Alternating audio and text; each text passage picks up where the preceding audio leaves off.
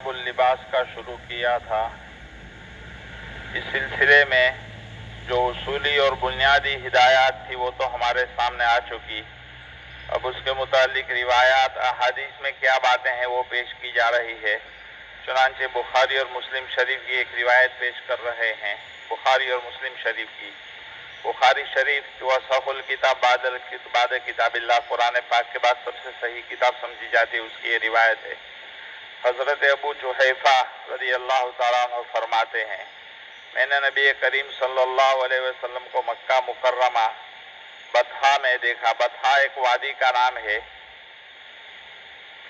کہ آپ صلی اللہ علیہ وسلم چمڑے کے بنے ہوئے سرخ خیمے میں قیام پذیر تھے۔ چمڑے کا خیمہ لگایا گیا تھا اور وہ بھی لال رنگ کا تھا۔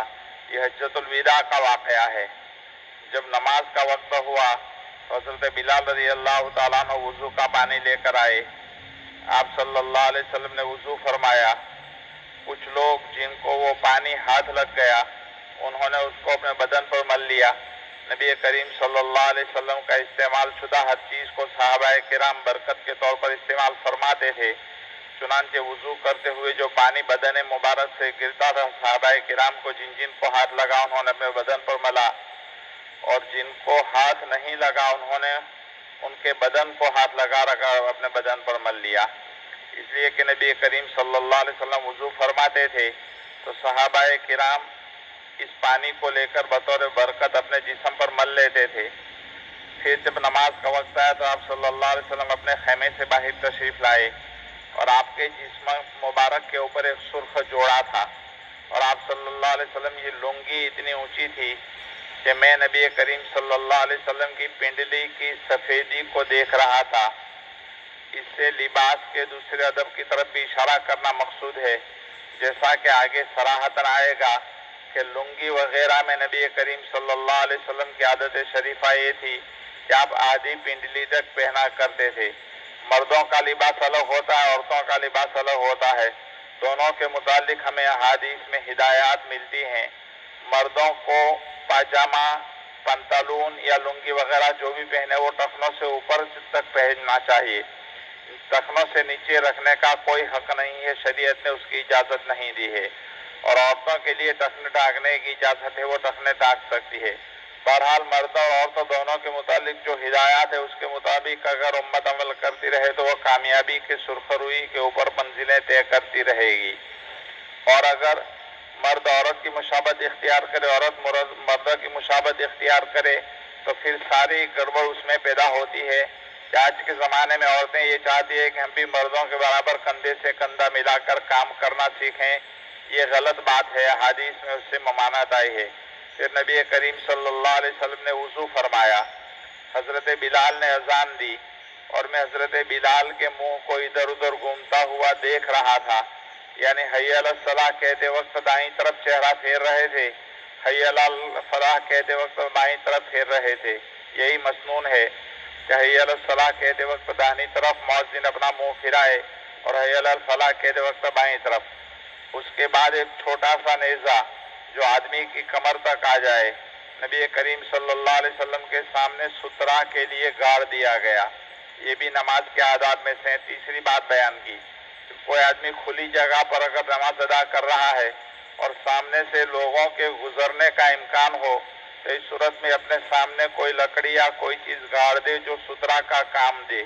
اگر تنہا نماز پڑھتا ہے تو اپنے سامنے سترہ گاڑ دیا جائے، اور اگر جماعت کے سامنے جماعت کے ساتھ نماز پڑھ رہا تو امام کے سامنے سترہ گاڑ دیا جائے، وہ کافی ہو جائے گا، اور امام کا سترہ پوری قوم کے لیے کافی ہو جائے گا۔ چنانچہ نبی کریم صلی اللہ علیہ وسلم آگے بڑھے اور لوگوں کو نماز پڑھائی، اور آپ کے سامنے سترہ کے آگے سے کتا اور گدھا گزر رہا تھا، لیکن ان کو گزرنے سے روکا نہیں گیا۔ پھر سترے سے آگے سے چاہے کوئی انسان گزرے یا جانور گزرے اس سے کوئی فرق نہیں پڑتا۔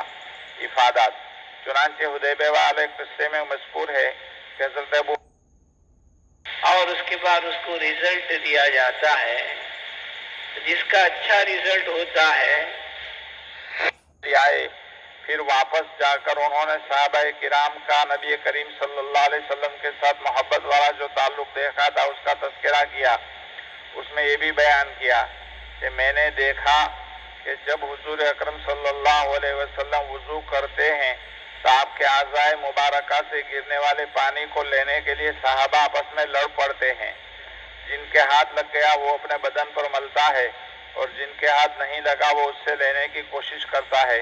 اس روایت میں بھی اس بات کو بتلایا یعنی نبی کریم صلی اللہ علیہ وسلم کے ساتھ صحابہ کو کتنی محبت تھی. ایک ایک بات کو وہ بیان بھی کرتے ہیں اور آپ صلی اللہ علیہ وسلم کی استعمال کی ہوئی چیز کو لینے کے لیے بھی دوڑ پڑتے ہیں. بس یہاں تو یہ روایت اس چیز کو بتلانے کے لیے لائے ہیں کہ عنوان میں یہ بھی تھا کہ مختلف رنگ کا لباس آدمی استعمال کر سکتا ہے. اور پچھلی مجلس میں بھی حضرت سمرہ رضی اللہ تعالیٰ عنہ والی روایت کے تحت بتلا دیا تھا کہ جو سرخ جوڑے کا تذکرہ ہے تو وہ خالص لال رنگ کا نہیں تھا بلکہ اس زمانے میں یمن سے ایسی چادریں بن کر آیا کرتی تھی، کپڑے آتے تھے جس میں سرخ رنگ کی دھاریاں ہوتی تھی، باقی سفید کپڑا ہوتا تھا. اسی ملے جلے رنگ کے کپڑے سے آپ کے لیے جوڑا تیار کیا گیا تھا. جیسے آج کل بھی رومال آتے ہیں جن میں سفید اور سرخ رنگ ملا ہوا ہوتا ہے. مکہ مکرمہ کے وہ سر پر ڈالنے کے جو رومال ہوتے ہیں لال، وہ پورا لال نہیں ہوتا ہے، اصل کپڑا تو سفید ہی ہوتا ہے لیکن سرخ رنگ کی اس میں کچھ نشانیاں اور دھاریاں بنی ہوتی ہے، لیکن اس کو سرخ رومال کہا جاتا ہے. مسئلہ بتا چکا ہوں کہ حناف کے نزدیک مردوں کے لیے خالص ایک دم لال رنگ کا لباس یہ تو مکروہ ہے. ہاں اگر دوسرے رنگ کی ملاوٹ ہے جیسے نبی کریم صلی اللہ علیہ وسلم کا جوڑا تھا تو اس میں کراہت نہیں ہے. اور آپ کے سامنے سترا کے آگے سے کتا اور گزا گزر رہا تھا لیکن ان کو گزرنے سے نہیں روکا جا رہا تھا. اس سے معلوم ہوا کہ آدمی اگر سترا لگا کر نماز ادا کر رہا ہے اور سترا کے آگے سے گزرنے والے گزر جائیں تو کوئی حرج کی بات نہیں ہے. اس کی وجہ سے نہ تو نماز پر کوئی زد پڑتی اور نہ گزرنے والے گنہگار قرار دیے جاتے ہیں. سترا لگانے کا مقصد یہاں یہی ہوتا ہے. یہاں تو اس روایت کو لانے سے علامہ نووی رحمۃ اللہ علیہ کا مقصد نبی کریم صلی اللہ علیہ وسلم کے لباس کے رنگ کو بتلانا ہے کہ آپ نے سرخ رنگ کی دھاری والا لباس زیبتاً فرمایا تھا. اللہ پاک ہمیں احادیث کے اوپر چلنے کا ذوق اور شوق اور عمل کرنے کی توفیق عطا فرمائے. آمین.